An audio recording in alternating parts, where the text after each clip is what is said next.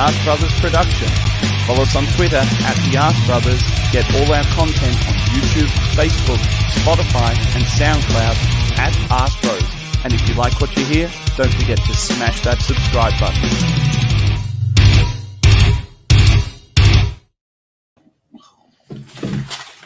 We are going to win the fucking league, Ryan. We're going to win the league. I don't know about you, Ryan, but you know, in life, and I apologize to our female listeners. In fact, I apologize to our female listeners both for past indiscretions, but also I feel like I can put a blanket future apology on Ryan. Is it possible? You know, Brian, you're married now, right? It is possible to have a forever apology. It's like, I don't need to apologize every day for being a piece of shit because you married me. And when you married me, you essentially entered into a contract that said, I recognize that you are a piece of shit. I feel like to be a subscriber to Arse Bros, there is an ongoing apology that's like, I am sorry for the quantity of dick jokes or the quantity of references to erections, assholes, and just general, debaucherous, low-grade humor. So I'd like to put that, and maybe I should put that in the fucking disclaimer of the podcast, like at the start, instead of saying follow us, it's like, listen at your own risk, and please do not be offended by the quantity of dick jokes. But, all right, in life, Ryan, how you get different types of erections, right? You've got your standard erection, right? Which is just a regular old run-of-the-mill erection. It's useful and it's happy. But every now and then you get the bonus erection, the one where you're like, that looks massive. Like there's a bit extra. Like there's an inch there. There's an inch of excitement. It's grown. It's somehow the biology of my dick has somehow changed. It's put on fucking Iron Man suit. It's somehow just better. Ryan, that was my erection after the Pepe goal. Ryan, my erection after the Lacazette goal. Right? The size, the additional girth that I had after the Lacazette goal. It was hulking, Ryan. That's how excited I was. I want to know how you felt, Ryan. It's funny. I call those rage boners because having a rage boner, it's multiple things. You could be rage as an angry, get that angry boner, which it happens more than I'd like to admit, but more than you know. And then that rage boner because you're fucking just partying so hard and you can't help it, and you're raging out. You're going crazy. No strings attached. This some girl sucking my dick. Oh, I feel a little mustache on it. Yeah, I'm not paying attention to who's sucking it. It doesn't matter. It's a rage boner. It's exciting, and doing what we did with, I don't want to say the odds were against us, but just like the shithousery that they did and the time wasting, the needless fouling and the complaining that they did. It feels good because games like these are games we normally just lay down and die. And we got to the point with Arteta where we'll score a goal and we'll nick the draw and we'll be like, yeah, that's great. It's a win. We beat the Wolves earlier, getting 4 points against the Wolves, who are a really good team, especially defensively. It's fantastic. But no, we took the whole fucking thing. Fuck you, Wolves. Fuck you. Darren, it feels... Don't just join as if I've been here all along listening. I haven't got a clue what you two have been talking about. So introduce me. Say I've just joined Darren. the podcast. I started off... And I've got to say, Ryan, you can't call them the Wolves. We're the Arsenal. We're the only one that works with, the Arsenal. You can't call them the Wolves. They're fucking Wolves. They're not the Wolves, okay? Just a thing, just a point of order. Darren, you didn't miss anything. I made a disclaimer at the top of the episode about dick jokes and made a future apology to all people who subscribe to us. And then I compared our win to one of those erections that you get, which is just where you look down and you think, that's a bit bigger than it usually is. That's a bit of an extra erection. And that was how I felt after the Lacazette. I looked down, Darren, and I thought, I'm impressed. In which case, I wish I hadn't asked you to give me a recap on the show. Just carry on. yeah, absolutely. That's fair. Right, Darren, nice to see you again. How are you, mate? Are you all right? It's good to see you. Good. Yeah. Sorry, It is late on a Friday night here, so I have been out in the pub all day, and I forgot all about this. But thanks for reminding me. It's okay, Darren. We can tell from the quality of your hair at the moment that you're. Oh, my hair's good. Look, I've got an Alice band in. I am doing Yeah. a Jack Grealish at the moment. Look, I can do it. Look. What, that being is shit, me at 56. doing a Jack Grealish, being shit, being overpaid, being not as good as Emile Smith Rowe. Are those the three things that you're doing currently? I just thought good looking, and that's about it, really. There you go, Darren. I want to talk to you about some things, Darren. You can talk to me about anything you like. Because there have been some moments amongst our cohort of friends, amongst the Arsebrothers, where you have said certain things, Darren. We're going to get top 4. We're going to do this. We're going to do that, and we have all said, "Shut the fuck up, Darren. You're a fucking idiot, Darren. Why don't you fuck off and die, Darren?" Fit close to the mark. A lot of really aggressive pelters that come out in our group, Darren. But it appears that we are edging closer and closer towards everything I've ever said. Your predictions of what we said, and getting further away from our predictions, what we said. And not only that, but we're edging further away from what our ideas, and by us, I mean the rest of us, not you, but what our ideas of what Arsenal could be this year and what your ideas what Arsenal could be. So I just wanted to give you a minute, Darren, to maybe just bask in your own oracleness, and let us know how you're feeling right now. Show us your rage boner. Let's see it. Show me your I love that. raging That's erection. a new word for me, my oracleness. I mean, I know you've been calling me the Oracle because I've even noticed you've been complimenting Cedric after I said a few kind words about him a few weeks ago. He's not as bad as, if you look down, we're all getting into this. If you look down, I don't look at many websites, but I get my sport from the BBC here. And after every game, they rate the players. Not they rate the players, the supporters rate the players. And it doesn't matter how good a game they have. The bottom two are always Xhaka and Cedric. Always. Arsenal fans vote on who are the best players in the game. And it doesn't matter how good Xhaka is. It doesn't matter how good Cedric is. They're always the bottom two. And I noticed this week, Xhaka was about 8th and Cedric 10th. I mean, okay, the one behind Cedric was Eddie Nketiah, only had 10 minutes. So, that was it. Eddie Nketiah, who only had 10 minutes, provided the assist for Pepe, ran his bollocks off and looked quite good. Our fans, Darren, our fans in general are so predisposed to certain ideas. Yeah, you and Toby the same. You remember this conversation, just our last podcast? That's why I was talking about Cedric. I said that Cedric isn't as bad a player as you think he is. He's a fantastic crosser of the ball.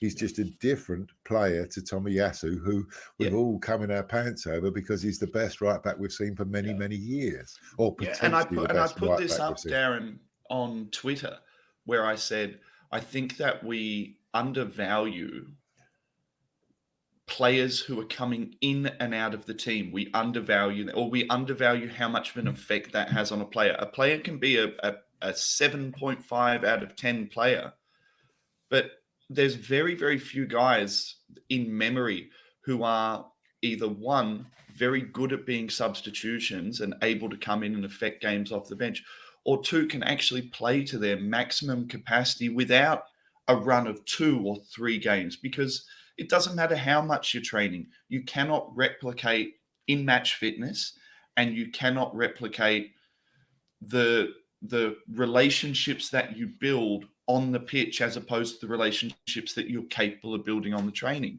Yeah, your question's getting too long. I'm starting to tune out. Have you got your shirt inside out, by the way? You can't. Yep. Yeah, I did. That's what I thought. I definitely, I said that earlier. I just knew. I'm showing an Arsenal shirt. We actually have a badge with a cannon on, not just an outline of stitching. Anyway, I might got my shirt on inside out. Max, it does matter. But I think where you're getting to, where we can cut to the chase, is, we can talk about players and we can talk about, whether I am the Oracle and I've been right. But let's go back a little and just say that Mikel Arteta, months ago, not that long ago, you weren't so complimentary. Mike was on the podcast, not so complimentary, and I was saying, look, let's give him the rest of the season. I was very much in that. Let's give him the rest of the season, and I've said all along it was a strange decision for Arsenal to appoint somebody with no experience. But are you starting to feel, Ryan, Max? Are you starting to feel that he's got over his dodgy part? That he made so many mistakes. He really fucked about with Ozil, made lots of mistakes. Bought Willian, bought Cedric. Things that you sort of wonder if he's a manager who's come in and he's been offered money and suddenly he's panicking. Oh God, I've got to get Arsenal good. And that first year was a bit of a mess. Are you both feeling now a little bit more like actually he's starting to know what he's doing? He's cleaned the club out.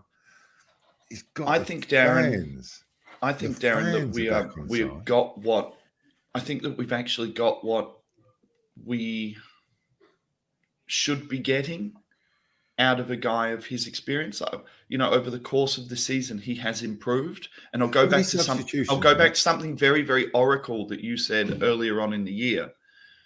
You said he's a young manager. He's learning on the job. If we've invested and we've backed him, like it or not, we have to allow him to develop. And I think what we're seeing is, if the argument is Arteta a complete manager? No, of course he's not a complete manager, because still he's a rookie in the scheme of the amount of games he's played. But the thing is, in any form of business, in any form of leadership, you have to allow people to develop. If you're going to go after that strategy where you're bringing in someone on a lower end and trying to put them into a structure, then you have to allow them to develop. And I think what we're seeing, Darren, is he has made mistakes. He has learned from those mistakes. He was poor at substitutions. He appears to be getting better at his substitutions. He appears to be being more fluid, and he is developing with a team that is developing. So I see that as a growth for Arsenal.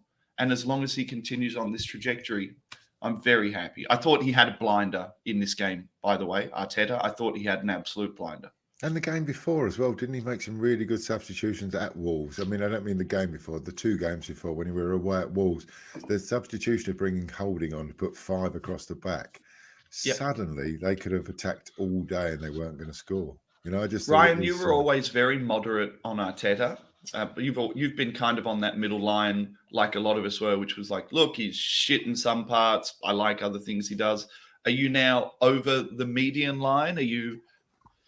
Yeah, I would say so. I mean, at the end of last season, I kind of had this rhetoric constantly just saying, he's here for the long haul. He's not going anywhere unless we pretty much get relegated. Because I do believe that, we talk about this project, this youth movement, and I do believe there is a youth movement, but I believe Arteta is the project here. I think the board kind of went all in with him, and they're going to develop him into being the new Arsenal hub, the new Arsene Wenger that's not going to leave for 20 years and constantly get us in Champions League and have us stay there. Yeah, there were a lot of things I didn't like, but now when you look at things from as a whole, and hopefully with this Amazon documentary, we'll see a little more. But when you look at things as a whole, you think like, okay, like the things he fucked up on, like I understand. Like when you look back at the Willian signing, which I was probably the only one that actually liked it, because I still contest he was probably one of the best. He was probably the best player on Chelsea, and Chelsea were a better team than us that season. So it's like, okay, it makes sense. But you look at what he's trying to build, and he wants seniority. He wants players that could show these young guys the way, because he knew he was going to load the team with young talent. He's going to load the team with youth. And he wanted those players that have experience, have trophies, and have them lead the way. With, Aubameyang, Lacazette, you had Willian in that mix. And obviously Willian did, there's just situations where it just didn't work out. I don't think Arteta and Edu made the wrong move necessarily. Obviously they did looking back, but I think the intention was right. Just, it didn't pan out the way they wanted to, with just Willian just not adapting to Arteta and the way he wants to play. And then you look at like his man management, which I'm still kind of shaky about. But the way he manages leads a lot of people the wrong way. But when you look at it, when you're a new manager that's learning on the job and you're taking over a big club like Arsenal, you have to get everybody aboard. You can't have Aubameyang, Lacazette, Guendouzi, all of them doing, I don't know what they call it in Australia, but over here in America, they call it fizzy whippets. They call it hippie crack, I think, in the UK. But when they're out clubbing, We call doing all it in Australia. They're called nangs. Nangs. Nangs. That sounds interesting. But yeah, so you have when you have like leadership and seniority, showing Guendouzi, and at that time we had Socrates, Mustafi, and you had all those players showing the young guys that were trying to bet in all these interesting things.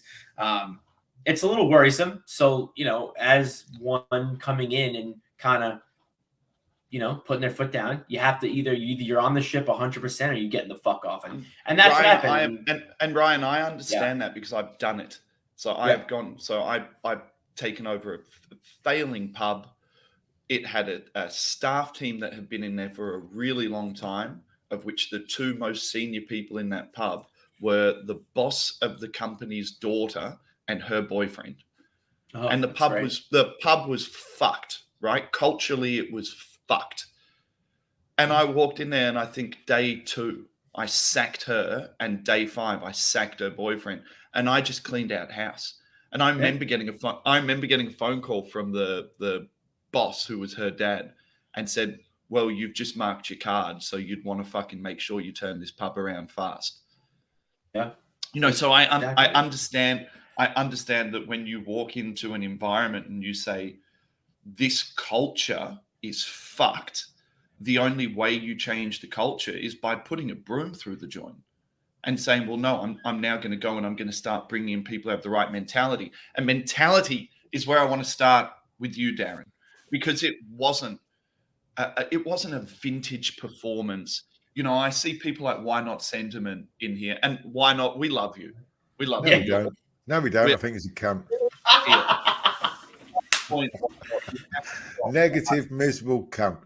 Yeah, it's like all my positivity has overflowed, and he is what is left. I think he does it just to He's like I've just come my load. He is what is left in an empty scrotum of negativity. Fuck him. Yeah, but saying things like, "Oh, it's a middle table smash and grab," Darren. I would argue. Sorry, why not? I've just got a bit of Max rubbing all over me. Yeah. Darren, I would make an argument that. Go on, carry on. You want to do a sensible podcast? I can feel it. Go on. Yeah, well, I started off so unsensible, Darren. I've got to try and bring it back. The first 5 minutes was about extra erections. But Darren, when it comes to mentality, this wasn't a vintage Arsenal performance. This wasn't an Arsenal City game in which we didn't get the 3 points, but everyone was waxing lyrical about the performance. This was a game where we did not look like we were going to score if we played 4 games. It was not going to happen for us. We could play until next month and we weren't going to score. And the mentality, and therefore the leadership from the senior cohort of players, the leadership from people like Lacazette, and talking about Arteta, the leadership of Arteta, that mentality shift to go and get a smash and grab and to get the 2 goals shows a huge level of resilience and mental fortitude. And I think that's something that Arsenal haven't had for an exceptionally long time. And that's the piece that is maybe the most exciting. Was there a question in there? Sorry. Yeah. Do you agree with the statement? Do you agree with the statement? Yeah. Are you excited about it, Darren?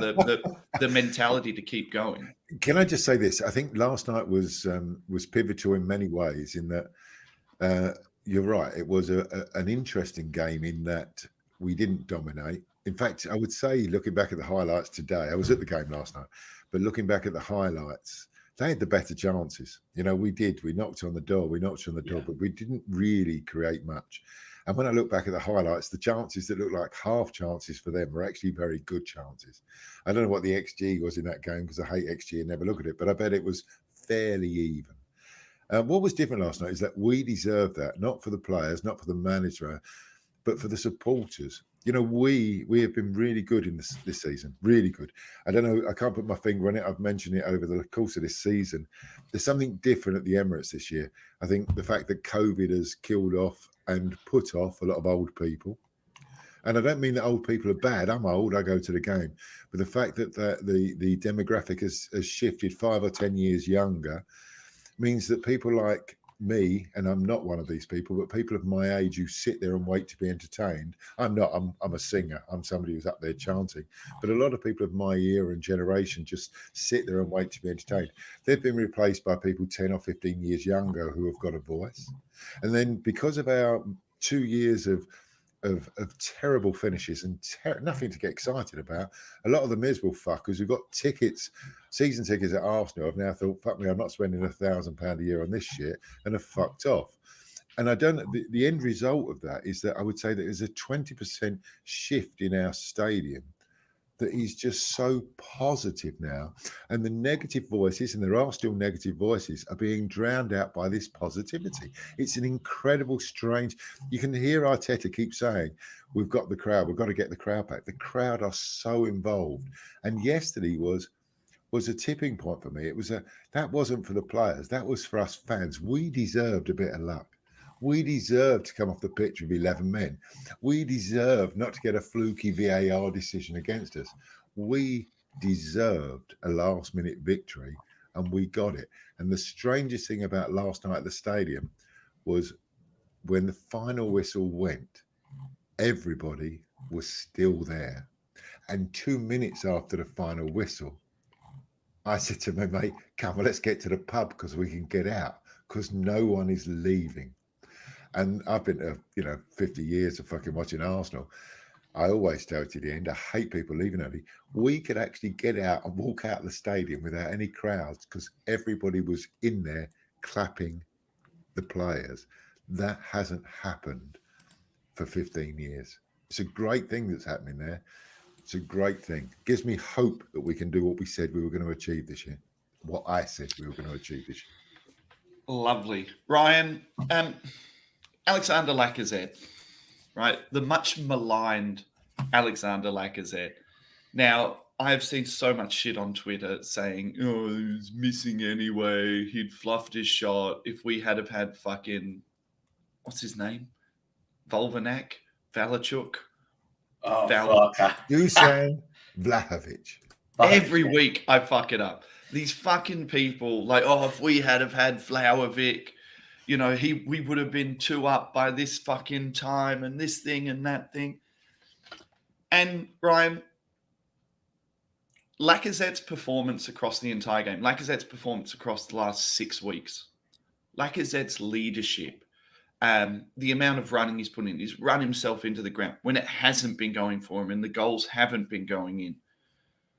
When that goal goes in for him, did you think that the reaction from the team towards him said everything you needed to know about him as a character? Because it did for me.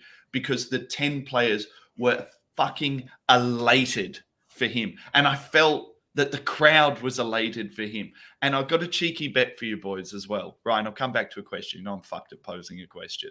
I'll come back. Good luck at finding the question in there somewhere, Ryan. Yeah. I reckon a cheeky bet, a good cheeky bet, and I know Darren likes a bet, is to put some money on Lacazette to score 5 or more goals in the rest of the year. I've just got a feeling that's the icebreaker. I've got a feeling that's what he fucking needed. You know how they say one needs to go in off your ass, Ryan? Like sometimes you just need one to go in off your ass. I get the feeling that is like all of his pent up emotion, all of his effort, everything. And for a guy who is a leader like that, to be able to snatch it in the 90th minute, in the 93rd minute, to be able to snatch it in the 93rd minute, his reaction, the team's reaction was so good. Ryan, what was your feelings towards Lacazette, and where do you stand with him now with this overflowing emotional erection that we all collectively have for him?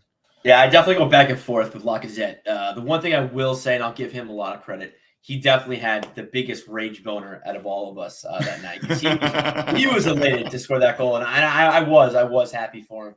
I go back and forth because sometimes I watch him play, and it's like you're playing a game, and your little brother's trying to play, and like you could tell he's got talent, but everyone is just so much bigger than him, and he just gets bullied and he just gets fucked off. That's Lacazette, and I also see him play where he's just connecting play. He's allowing these. He's allowing Martinelli, he's allowing Odegaard, he's allowing Saka just to do their freedom and do what they want to do and get into the box and be threats. It's interesting. He's a facilitator. Yeah, That's what he is now. It's what he's become. It's just tough because I don't really think his position is like a thing.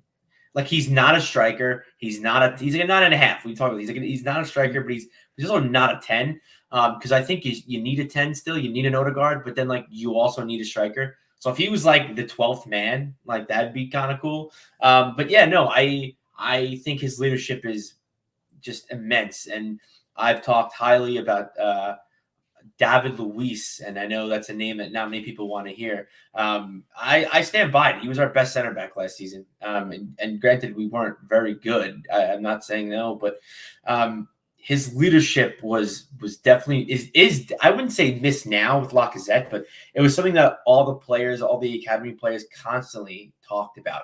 And I think the only difference with with Lacazette and Luis was I think Luis wasn't really able to show that on the pitch as much, was because I don't think he thought Arsenal was his team, because it really wasn't. He wasn't here very long. Chelsea was kind of where he put his foot down and where he became kind of the man he was. So, it's hard for a leader of a big club to go I felt to the same way about Petr Cech. I was like, the Arsenal will never be, it doesn't matter what you do. Arsenal will never be you can be a professional. You can come here and play well, but you'll never have the emotional connection. Yeah, I agree. So, yeah, I think that's something that was kind of flew under the radar when Luis has last season. But I think now you're seeing like, okay, Lacazette realizes, okay, this is my team now. Aubameyang's gone. Eddie Nketiah is not fucking starting over me. I'm the captain. Who's behind me? Holding, who's not playing. They ain't giving the fucking armband to Xhaka. He really had to step up, and he did. And for what he lacks in, I don't want to say physicality because he is physical, but he's just, sometimes he's just missing that little inch. He makes up for it, and just, and I don't mean this negatively, and it's going to sound really negatively, but he's the hype man, and he's someone that gets the crowd going, he gets the team going, and you need that on the pitch. I did pick up on that in the game. He was looking to the crowd to get up. He pumped the crowd up like 3 or 4 times. He's walking up to the crowd going, get up for us. We're still here. Keep going. I have a fear, Ryan, that if fucking people in the room are going to hate this comment, but if Lacazette goes and if Xhaka goes, that we end up next season with a very unbalanced spectrum of ages. We end up too far down on the young spectrum of ages. We start looking for leadership from a Kieran Tierney, who's 23, an unpopular opinion. I think KT might not be as good as what we thought he was. I think he's a lot more effort than skill, and could struggle at the top level. I think there ends up being a leadership vacuum when you pull these guys out. And you can buy players, right? You can buy players. You can go into the market and you can buy players. It's very hard to buy leaders and to buy people who are going to set the tone at training, but not only that, but set the tone with the fans and have people follow them. Leaders often you can't buy them, you have to build them. And the reason why you have to build them is they have to buy into what you're pushing. I think it's interesting that, and again, I'll get trashed on Twitter for this, right? But fuck you. And fuck you, Why Not Sentiment, because you'll trash me as well. You're a miserable cunt. I think that Lacazette's 2 best periods of football for Arsenal were either side of Aubameyang. So before Aubameyang, when Lacazette was bought as the man, and after Aubameyang left, when Lacazette has been given the captaincy. Now, in one of those instances, Lacazette scored goals and scored good goals. And in the other instance, he has struggled for goals. But you can't deny the effort and you can't deny the leadership. It's for that reason, Darren, that still I would offer Lacazette a contract. Maybe not as the guy, but as one of the guys. And we've seen, Darren, that captains don't necessarily need to play. Vermaelen played very little, not one of my favorite captains, but Mertesacker played very little, was an excellent captain. Koscielny, injury-stricken and in and out of the team, was still a good captain.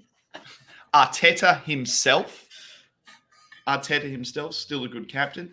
Darren, at this point, do you think that it would be worthwhile offering Lacazette a contract, if not for his goals, then for his leadership? I'm not sure. Thank you for stopping that fucking 20-minute fucking monologue. You're going to pull me up every time because this is what I do. Well, you So did you'll just be pulling mention me it. up for the next Darren, 5 years. you're going to ask me a question, then you just carry on for another 5 minutes. I put myself back on mute, and then I wait another 5 minutes. Then you throw something in. Then I'm back. All right. So what was the question?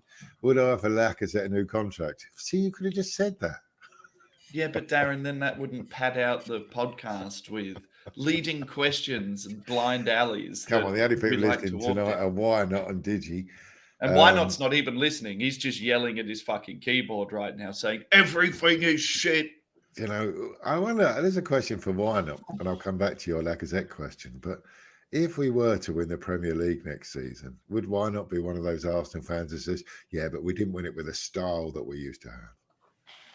And if we win it twice and we didn't win it with the amount of goals we should have. I just find that some glasses are so half empty that it's not worth engaging with. Anyway, that's enough. Would I offer Lacazette a new contract? I don't think it's in our hands. I don't think Lacazette will want to sign a new contract. He's become a little bit of the focus of the wrath of the supporters of this club. Not through doing too much. He didn't play much last season. He's been a bit player this season. Now he's taken over as Aubameyang has left. You could even tell within our positive crowd last night when he did something wrong, there was a bigger groan than there was for anybody else. His hometown club in France, where he's made his career, where he made his name, is making overtures to bring him back. I'm not sure that decision is in our hands anymore. I think he will want to leave this football club, sadly, but I think he will. I hope he will, but what's he going to do? We've talked that we're going to buy a big new striker. Everyone says we need a big 60, 70, 80 million pound striker. So what does Lacazette want to do? Go back to his hometown club and be number one, or sit on the bench again for another year? Well, interesting that there is a quote from Lacazette saying that he doesn't want to take a step down. I was reading that the other day. It was a quote from him from a couple of months ago. So I read that as he still wants to play Champions League football. You're on mute, Darren. I said his old club are in the Champions League, aren't they? And we're not. I don't think it's a step down. Yeah, but I find that interesting because I think, prior to us, Lacazette, he had quite a long career in France. He hadn't been able to get out of France. His links were to Atletico Madrid. Regardless, Darren, regardless of that, I want to know your opinion. Would you offer him a contract? And second part to that question, do you think we're going to have a really big problem with leadership if we let every single senior player go and try and fill the team with youth leaders, essentially? You watched that game last night. I thought Xhaka was outstanding. And people don't want to call Xhaka outstanding, but he was playing a little bit further forward and he played like he did for Switzerland. The good passes through. There was lots of passes through last night. A lot of the fullbacks tried it. Tierney tried it. Cedric tried it. Little balls over the top. Ben White tried it. And it was hard. There was a bit of wind about. The pitch was skiddy. Wolves place in such a compact formation that you have to get that pass completely correct for it to work. The only person that was making it work was Xhaka. I'm not Xhaka's biggest fan. You've listened to me for years. I don't like the way he fell out with the crowd. I've hard to fall back in love with him. Every manager likes him. Last night he was outstanding. He is more important than Lacazette. I would keep him there for the next couple of years. Xhaka's gone. Look, don't get me wrong. I still want an upgrade on Xhaka. But when you're asking the question, do we want to get rid of our experienced players? Lacazette would disappear without too much trouble if he was replaced. Xhaka, like him or love him, I say, I want a replacement. I want an upgrade on Xhaka. Xhaka is still the most important player in that club. He's the one that makes them all tick. He's the one that all the young players look to. When he wasn't playing, when he was suspended against Burnley, that game was a disaster because Sambi Lokonga and whoever played alongside him, can't even remember, it was Partey, didn't want the ball. Xhaka at least always wants the football. Not my favourite player, would like an upgrade, but I'd be more worried about him leaving than Lacazette. Ryan, I can see your erection. I can see your erection diminishing. I can see the flaccidness now. Have you say, because I know you have very strong feelings about this, and you are someone who has not always been a play Xhaka down. You've gone Xhaka is good, Xhaka is bad, Xhaka is good, Xhaka is bad. So where are you on the argument? Shaka's a fucking cunt. Yeah. But I currently tied my dick to a pencil. It's going down. But no, I don't know. I'm not. He played well yesterday. I'm not saying he didn't. Not just test you, Ryan. Ryan, I'm being really serious. I watch every game of Arsenal like you do. And I'm not Xhaka's biggest fan. Can I confirm that again? I am not Xhaka's biggest fan. I've been saying for a couple of years I would like an upgrade. But if you watch him, I've spent a lot of the last few weeks watching him because when we missed him, there was something so missing. I'm not Xhaka's bag. I think he's too slow on the turn to be a good Premier League footballer. Yeah. But against a team last night where we were playing a team who were going to sit back, control and break against us, he was the only one when he gets the ball. Him and Ødegaard. Ødegaard is different gravy. You know, Ødegaard is. We're going to talk about Ødegaard and better. But Xhaka is always available for the ball. And Partey has got a little bit of the Walcott about him. He will hide behind someone. Doesn't always want the ball. Always pointing to give it to someone else. Xhaka doesn't suffer from that. And I'm not Xhaka's biggest fan. The question was about Lacazette, you know, should we offer him another contract? Because we don't want to get rid of all our experienced players. And for me, thinking, if we lose Xhaka, we lose a real heart of this club. Hate to say it, but he is that heart. Everyone looks up to him. So I get it, and I'm not gonna sit here and play ping pong back and forth. I don't agree. I think that it's funny. I talk about how like there's no real position for Lacazette, and I feel like if he was a 12th man, like he'd be so good.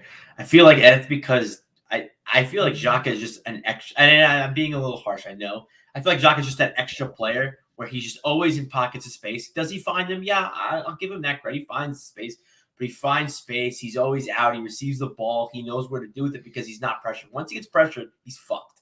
And I think in the partnership of him and Partey, I do believe that Partey does way more than he does. I think Partey, he could carry the ball. He dribbles. That's fine. Ryan, I had Thomas Partey man of the match in this game. I thought he was spectacular. I thought it was one of his best games for Arsenal. I think Partey actually had one of his best over the last 18 months that we've had Thomas Partey. What's that third good game he's had? No, yeah, and that's why I'm saying. I thought he was good. I thought he was good last week as well. I'll tell you the thing quickly about Partey, just very quickly. The ball, his close control is absolutely world class, like Cazorla level close control, and his pressure valve. And the guy who is making that possible, his number one passing lane is Martin Ødegaard, because Ødegaard sees the ball coming into Partey under pressure, and he has this vision to just go and find the angle, the pocket of space, and Partey's just opening up and moving it to him. And it's interesting because that's where Xhaka sucks. But I don't think Partey is as good as a progressive passer as what Xhaka is. I think he's, in some ways, sometimes a little bit Denilson-y, as in he won't lose the ball, but he's not going to do anything spectacular with it. Yeah, and I also think, too, everyone says that, Partey is the guy that plays in front of the back four. He's the kind of like the last line before the defense. I don't like it there. I think he has way too many jobs to do. And I think that does take a toll on him in big games, in fast-paced games. You can't be carrying the ball. You can't be facilitating. You can't be the first line, the fucking person who starts to play. I do think that Xhaka kind of gets away with murder a little bit. Maybe not murder, as I would say it's a stretch, but I think he gets away with a little more because I think Partey has so much to do. And I think Partey actually did a really good job. And that's why, personally, I've always been advocating that we sign a defensive midfielder. That way we can push Partey up the pitch. And I think he'd be more valuable to us. And I think, I think Xhaka is gone. I don't really think the players look up to him. I mean, if they do, then cool. I think the best thing that Xhaka does is he's the first one to practice and last one to leave. But you could brown nose all you want. He's not good enough for us. He's not good enough for Arsenal. It doesn't matter if he's good enough for the Premier League or not. Because I don't give a fuck if he's good enough for the Premier League. He's not good enough for Arsenal. We've never finished top four with him in the squad. And there's a reason for that. And I think, he's done a professional job. I think he's hung on, when he was leaving for Rome last summer. He he was liking Mourinho's post when he got hired, telling the Euro crew like, "Oh, Rome is great this time of year. I can't wait to go visit." You know, he's laying on the lines, and we just Come on. I mean, let's be honest. He here. did. He was gone. Listen to me. The amount of shit that he's had from our supporters. I don't blame. I am amazed. Deserved shit. Yeah. I'm amazed he is still at the club. And if I was playing for Arsenal and I got the shit that I got from our supporters, then I would have gone anywhere I fucking could have last year. And if Roma had made an interest, I would have said Mourinho was fucking beautiful and would have shagged Darren, him. for all of the good things he's done, he can't take back the red cards and he can't take back throwing Let me the out finish, there. Max. Come on. Mourinho was trying to get him on the cheap. Okay. And we wouldn't fall for that. So we pulled him back, in fact, offered him an extension to his contract. And what has he done? He's come back here. He's played as hard as he can. Again, the manager has chosen him first choice every week. And because we remember the times when he was trying to be a defensive midfielder on his own in a team that was overrun with shit players all throughout, and players used to just run at him, turn him, and get through and score goals against us, we blame Xhaka. Okay? Xhaka has improved as a player. Mentally, he's strong. He isn't. I keep saying again, I would love an upgrade on Xhaka because to get to where I want Arsenal to be, he isn't the player to take us there. But don't give me that we haven't finished in the top four with Xhaka in the side. Look at the shit that's been around him. He captained Switzerland and he was fantastic, magnificent in the summer. Then that same player comes back to Arsenal, put a load of shit around him, and we called him a cunt. Honestly, you've got to start to pull He is a cunt. Xhaka isn't the answer to our questions. But let's stand back and look at his performances week after week. He's been very, very good. Of course, he's got a Xhaka in him. You know, of course he has. We hate that. We hate the fact that he gets sent off. We hate the fact, for fuck's sake, he gets sent off. He's only got to look at someone he gets sent off. But we call it, if only Xhaka did that. I mean, that's become a phrase in Arsenal terminology. If that was Xhaka, do you know, because he gets sent off for doing nothing. Just support the man. At the moment, he's playing very, very well for our club. Very, very well for our club. And there is no one in our squad to replace him. And be thankful that he's still committed. Let me round off the Xhaka argument. I think that people who think he's amazing are wrong. I think that people think he is shit are wrong. I think that he is a decent player with some strong attributes, some strong leadership attributes. He has some personality flaws and he has some technicality and physicality flaws. That does not make him a bad player. I'll go back to what Darren said. Would I like an upgrade? Yes. Would I drop him out of this team this year? No. We play better when he plays in there with Partey. I was someone who was saying at the start of the year, after seeing 2 minutes of Sambi Lokonga, play Lokonga, play Lokonga, play Lokonga. But it hasn't worked for us. Do I think Xhaka is the guy? Absolutely not. And I've said this really quick. I think Ryan, he's a squad player. I would love if he's willing to be a squad player. I'm okay. And this is what I'm getting at, Ryan. He does not want to be a squad player. We would be stronger across 4 competitions next year if we brought in someone new and we retained Xhaka? Yes. I would love to bring in someone new and say, go and be better than Xhaka. Go and dethrone him. You know, that's the way I think we have to be looking at Arsenal. And, can I just answer DWTT? You just questioned me on what I said there when I said that Xhaka does nothing and he gets sent off. Look, I didn't say he always does nothing. I'm saying generally over the years, you know, whatever he does, he seems to get a booking or a sending off for. Sometimes he's a fucking liability. Look, we all watch football. I'm just saying at the moment, he's the best that we've got in that position. I would. And DWTT, nice to see you back. I would re-sign to round this conversation off. I wouldn't be in a hurry to push Xhaka out of the door while still getting another midfielder next season. If Xhaka wants to stay, I wouldn't have an issue with him being part of the squad, but I'd like to have a better high-level option than him. And I still think that Lacazette could hold a position in this team because I think it's going to be very difficult to go into the transfer window next year. If you let Xhaka go, you've got to bring in 2 quality midfielders. And if you let Lacazette go, you've got to bring in 2 quality strikers. And that could be difficult to do in an aggressive market. Boys, talking about maligned players, I think that we've seen a slightly different Nicola Pepe. I'm someone who has always been a very big fan of what Nicola Pepe does in the box and not a fan of what Nicola Pepe does outside of the box. I think I'm on record as saying I think he is the best pure finisher in the club. Ryan, you seen something different since he's come back from AFCON? Bit of different body language. It's a very good finish. No, I don't know. I don't. I know Arteta has kind of spoken his praise since he came back from AFCON. He said he's a different player, and that's awesome because I definitely want Arteta to buy into Pepe. I'm not saying I want Arteta to play Pepe week in, week out and be in the starting 11, but I want Arteta to be confident in all the players that he has on the team because I don't think Pepe is going to get sold in the summer, nor do I want him to get sold. I've said this again on multiple shows, Twitter Spaces.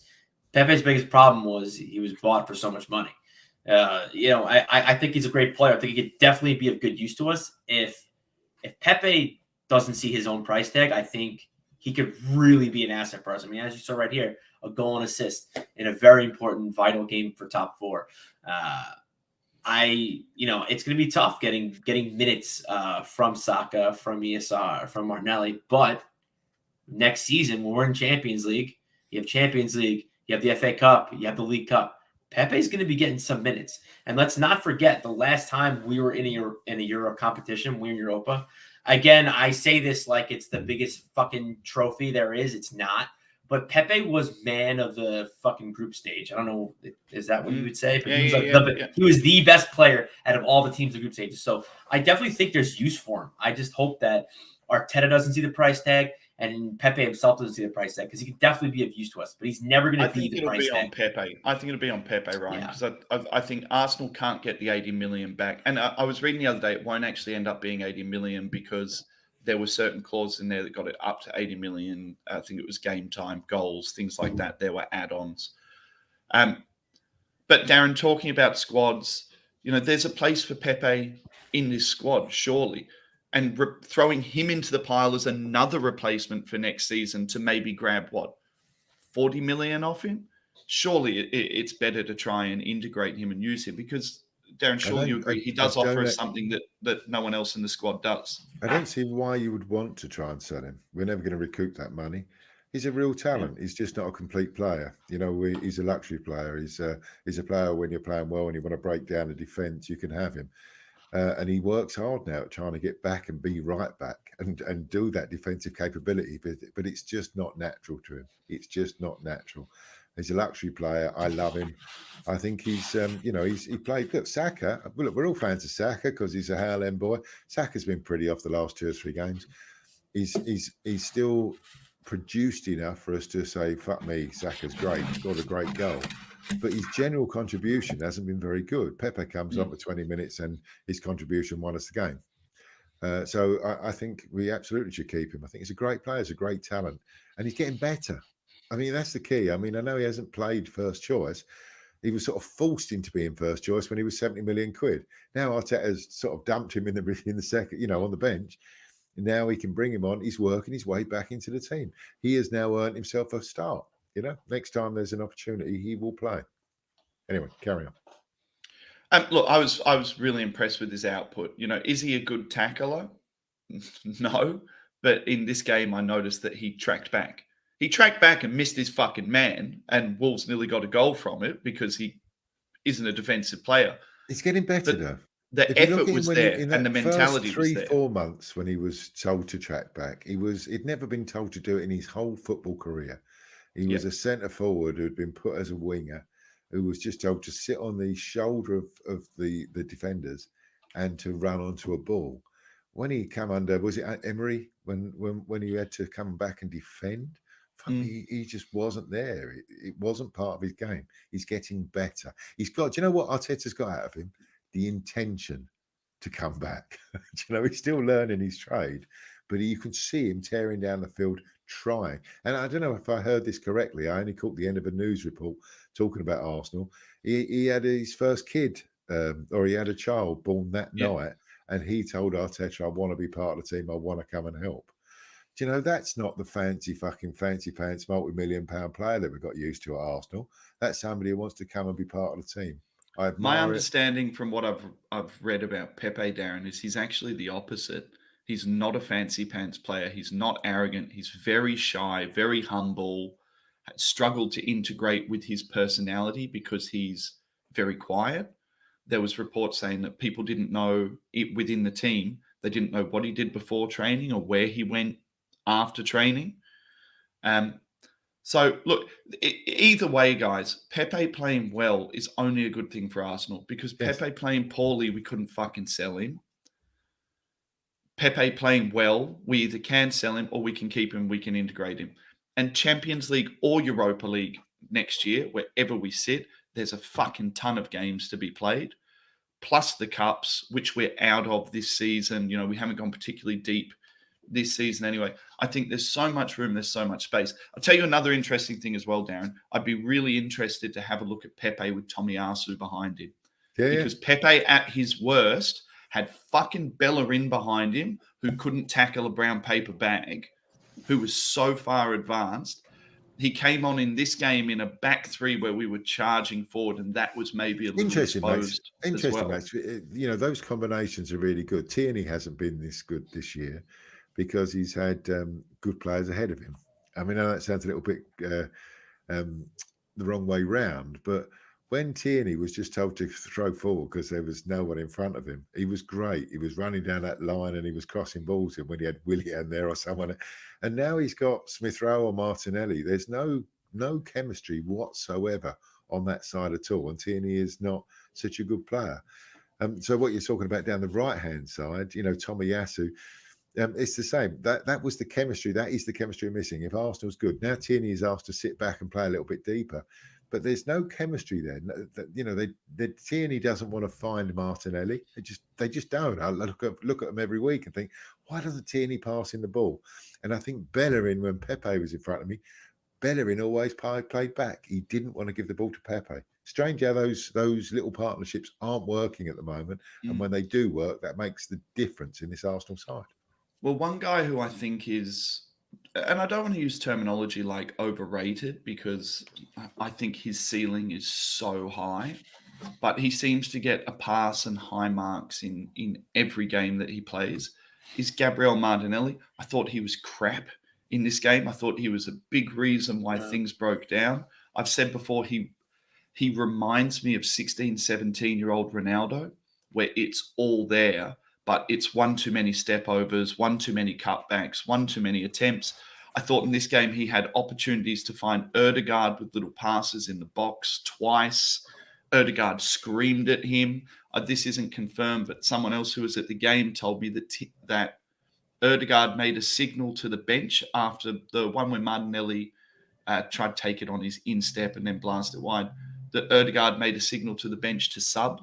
And he thought, Ødegaard's got a problem, but it was possibly Ødegaard saying to Arteta, can we do something different here? Shit. So it's not confirmed. As someone who was at the game told me he saw. Breaking news. Anything on Twitter. I haven't seen anything on Twitter about it. But, you know, I've actually felt that when ESR is played in that channel, because you then have KT overlapping and ESR becomes an inside forward, I think that we look more dangerous with ESR there. I think we play better than we play with Martinelli. Is Martinelli a more exciting player? Well, yeah, quite possibly. Max, I know it's very easy just to you know, and we don't know. We all pick our favourite formations. Martinelli has been outstanding for weeks. That's why he kept Emil Smith-Rowe out the side.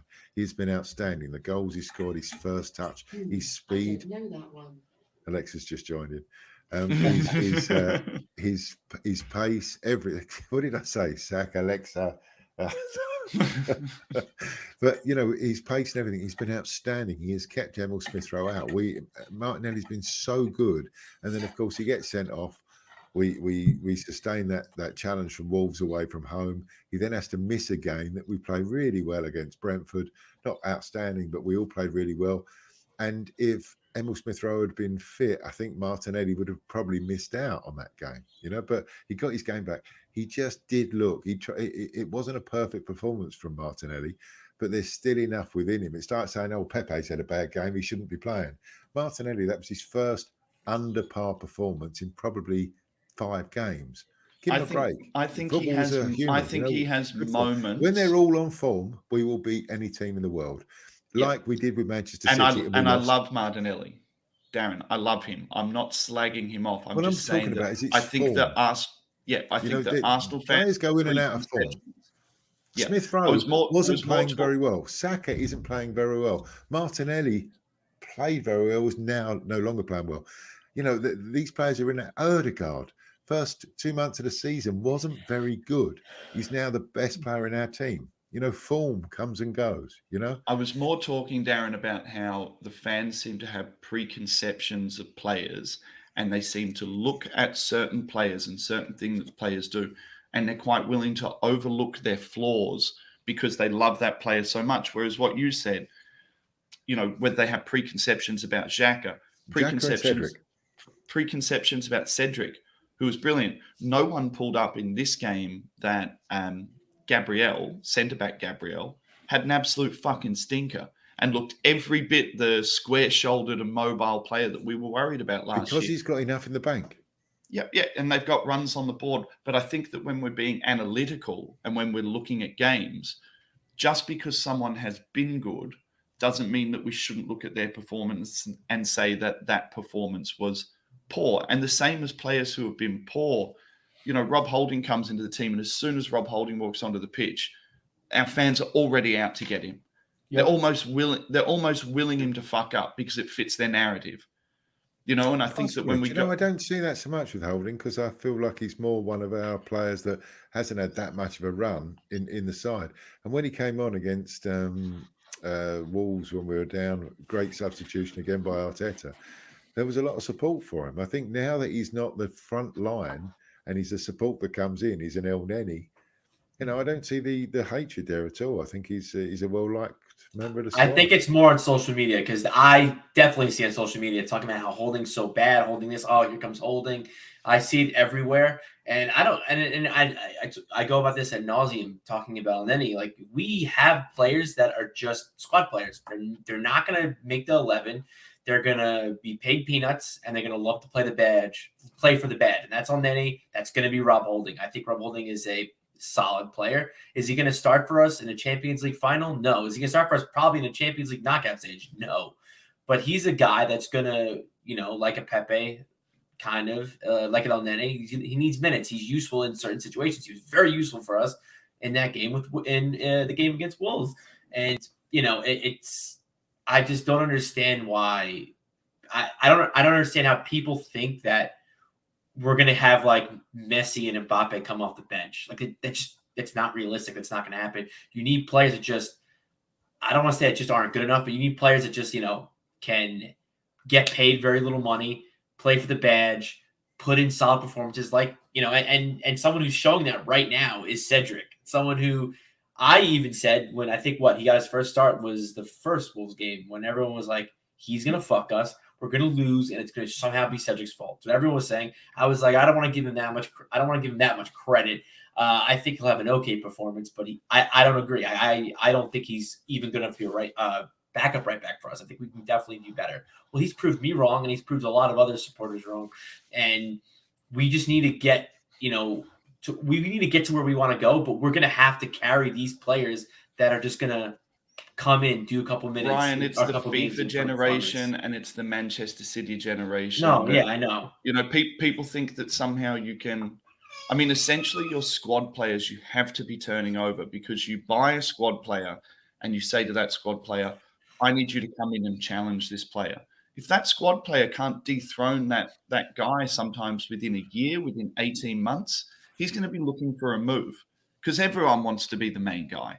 You wouldn't be a professional footballer if you didn't want to be the main guy. And this is why, this is why your bench and your squad generally is either built of guys who are starting to come off their peak, or guys who are youth players who are starting to come towards their peak. This is why that's the way your bench is generally built. Because you're 11. We know this. Winning football matches, Max. The key to it is winning football matches. All coaches, whether you're playing FIFA in the 4th division or you're playing Champions League football at the highest level, is you listen to somebody as good as Pep Guardiola, who says he wants 2 players in every position.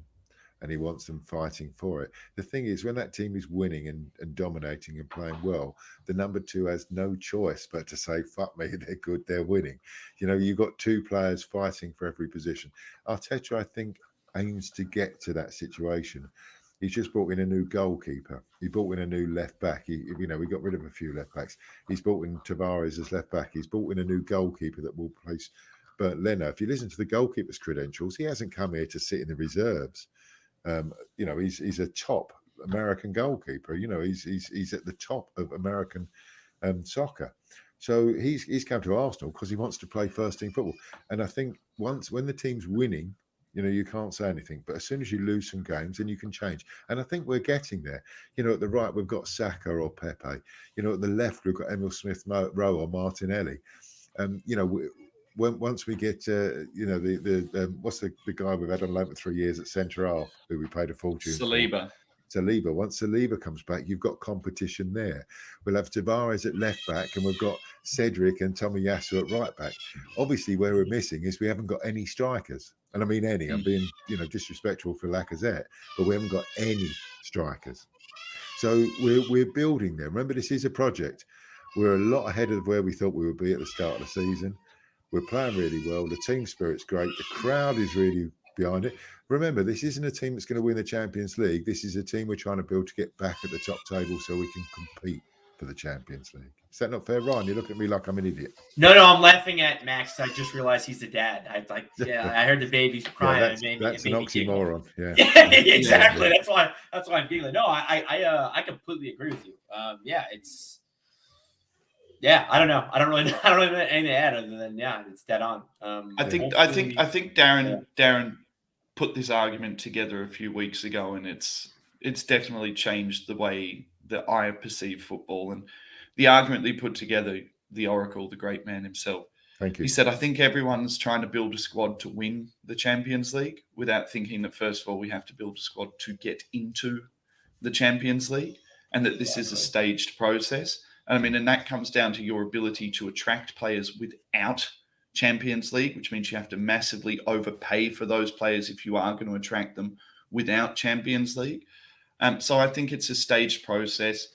And if and when we do make Champions League this year, I think we'll be ahead of the curve. I think we will be a season faster than what I certainly expected us to be getting back up there.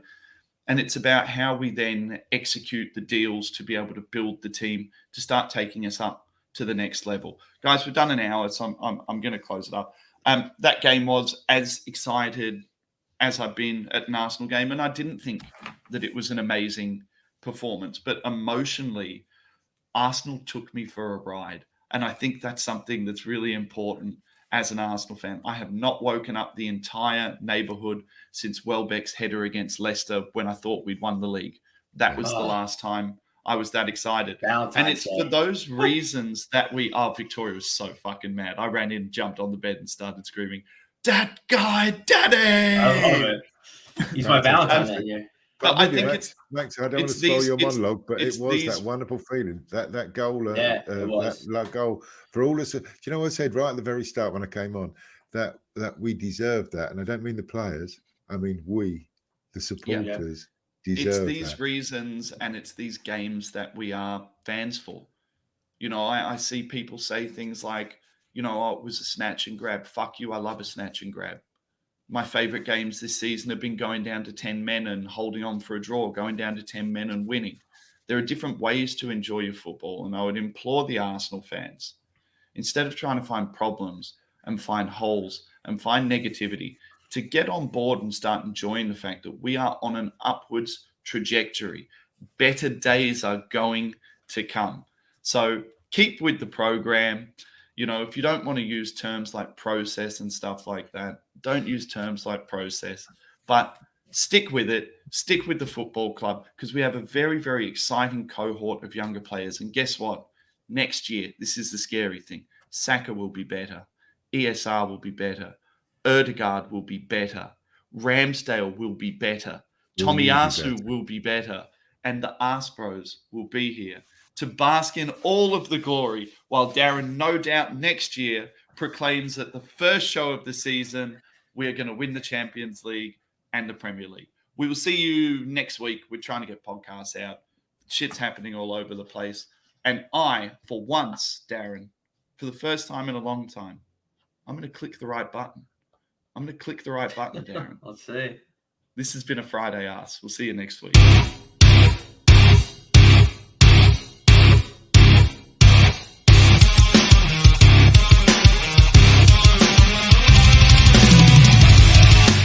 This is an Arsebrothers production. Follow us on Twitter at the Arsebrothers. Get all our content on YouTube, Facebook, Spotify, and SoundCloud at Arsebros. And if you like what you hear, don't forget to smash that subscribe button.